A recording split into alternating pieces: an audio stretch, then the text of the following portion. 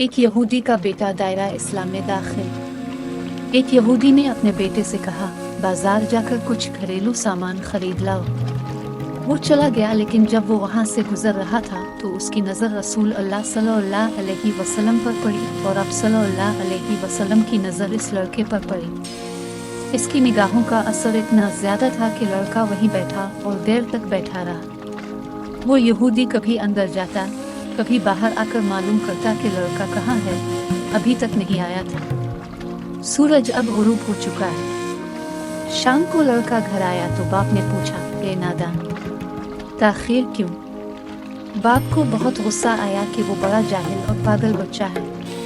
इसने इसे जल्दी आने को कहा, लेकिन इतनी देर लग गई। इसने कहा, तुम्हें चीजें खरीदने के लिए भेजा गया था और तुम खाली हाथ लौटे। चीजें कहाँ हैं? चीजें कहाँ हैं?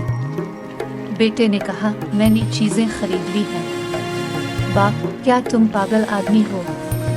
मैंने आपको चीजें लेने के लिए भेजा है, आपके पास कुछ नहीं है और आप कहते हैं तो मैंने खरीद लिया है। बेटे ने कहा, अब्बा जान, चीजें खरीद ली गई हैं। बाप ने कहा, तो वो चीजें कहाँ हैं? बेटे ने कहा, काश आपकी आंखें होती कि मैंने जो चीजें खरीदी हैं वो देख सकी। अब्बा, मैं आपको क्या बताऊं, मैंने कौन सी चीजें खरीदी हैं? बाप ने कहा, अब ये मत कहो। फिर वो लड़का हर रोज हुजूर सल्लल्लाहु अलैहि वसल्लम की सोहबत में आता था। वो यहूदी का इकलौता बेटा था। वो बहुत प्यार करने वाला था, इसलिए इसके वालिद ने कुछ नहीं कहा। कुछ दिनों के बाद लड़का बीमार हो गया और कई दिनों तक बीमार रहा। वो इतना बीमार हो गया कि कमजोरी की वजह से करवट लेना मुश्किल हो गया और फिर तकरीबन मर गया। यहूदी बहुत परेशान था। वो भागकर हुजूर सल्लल्लाहु अलैहि वसल्लम के पास आया और कहा, मैं आपके पास आया हूँ। आप जानते हैं कि मैं यहूदी हूँ, मैं आपसे मुत्तफिक नहीं हूँ, लेकिन मेरा बेटा आपका पैरोकार है। वो बीमार है और मरने वाला है। वो दिन रात तुम्हें याद करता है। क्या यह मुमकिन है कि आप अपने दुश्मन के घर आकर अपने आशिक को एक नज़र देखना चाहें? क्या यह ख्वाहिश पूरी होगी कि वो मरने से पहले तुम्हें देख ले? वो किसी और चीज़ की ख्वाहिश नहीं रखता। हुजूर नबी अकरम सल्लल्लाहु अलैहि वसल्लम ने अपने सहाबा से फरमाया कि मेरे साथ चलो और हमारे आशिक से मिलने चलो। ये उसकी दुनिया में आखिरी बार है।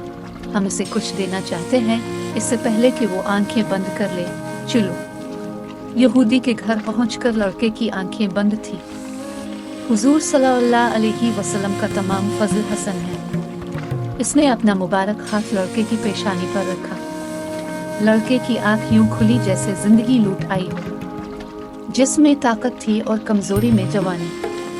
उसने आंखें खोल दे, इसने हजरत मोहम्मद सल्लल्लाहु अलैहि वसल्लम के चेहरे की तरफ देखा। इसके चेहरे पर हल्की सी मुस्कुराहट नमूदार हुई। इसके होंठ अलग हो गए और मुस्कुराहट फैल गई। अब सल्लल्लाहु अलैहि वसल्लम ने फरमाया, अब कलिमा पढ़ो। लड़के ने अपने बाप के चेहरे की तरफ देखा तो यहूदी ने कहा, मेरे चेहरे को क्या देखता है? वही करो जो अबुल कासिम मोहम्मद इब्न अब्दुल्लाह सल्लल्लाहु अलैहि वसल्लम कहते हैं। लड़के ने कहा, या रसूल अल्लाह, मेरे पास कुछ नहीं। हुजूर सल्लल्लाहु अलैहि वसल्लम ने फरमाया, बस कलिमा पढ़ो। मैं जानता हूँ कि तुम जन्नत में जाओगे। तुम मेरे हो, जाओ। जन्नत मेरी भी है। तुम्हें जन्नत में ले जाना मेरा काम है। लड़के ने कलिमा पढ़ा। जब उसके मुंह से मोहम्मद रसूल अल्लाह निकला तो रूह परवाज़ कर गई। लफ्ज़ की रोशनी अंदर चली गई, आंखें बंद हो गई और होंठ खामोश हो गए। लड़के के बाप ने, जो यहूदी था, कहा, मोहम्मद, आप और मैं मुखालिफ हैं, तो ये लड़का अब मेरा नहीं रहा, अब इस्लाम की अमानत है।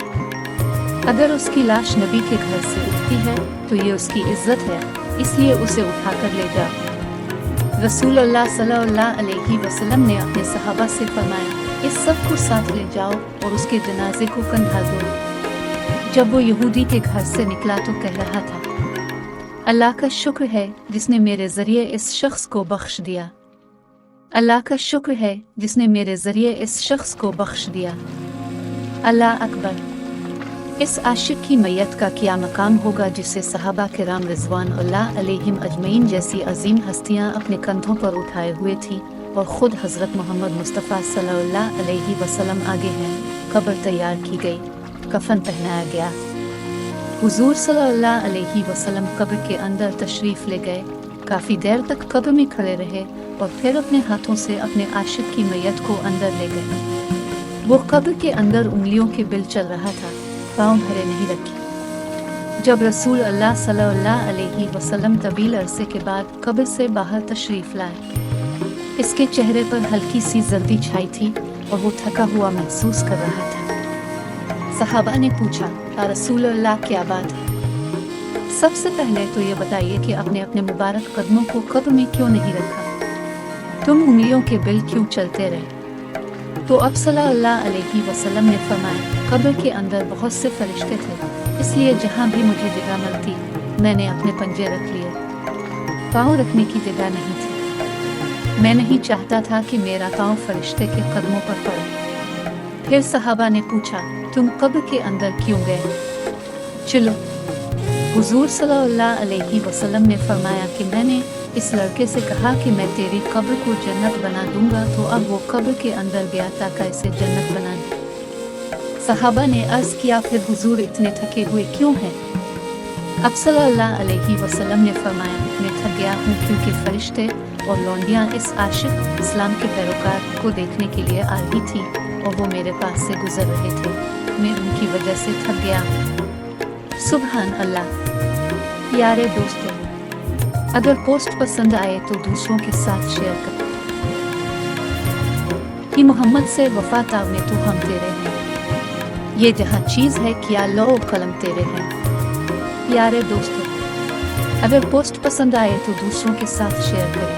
हो सकता है इस बढ़िया पढ़कर बहुत से लोगों को तहरीक मिले और वो दायरा इस्लाम में दाखिल हो जाएं। अल्लाह आपको बहुत जज़ा दे, आमीन। अगर आपको ये इस्लामी तहरीकी कहानी पसंद है तो बरा करम कमेंट्स बॉक्स में अपनी दिलचस्पी का इजहार करें।